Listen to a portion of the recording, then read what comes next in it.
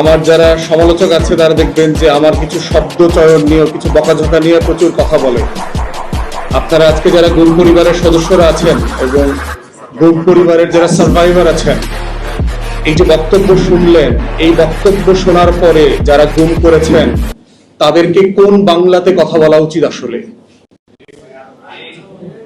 তাদের জন্য কি আসলে কোন স্ল্যাং এখন পর্যন্ত আবিষ্কার হয়েছে কিনা?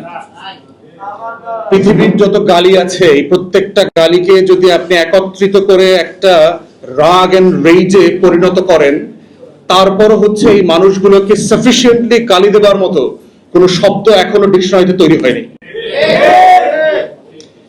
তো সেই জায়গাতে তারা চাকর বাকর বললে তারা খেপে যায়, অথচ তারা কনস্টিটিউশনাল ওয়ার্ড হচ্ছে পাবলিক সার্ভেন্টস। সিম্পল বাংলাও জানে না এই মূর্খরা, ইংরেজিও জানে না। পাবলিক সার্ভেন্টস এর মানে কি? আমরা সবাই তো সার্ভেন্টস। আমরা যারা পাবলিক সার্ভিস করছি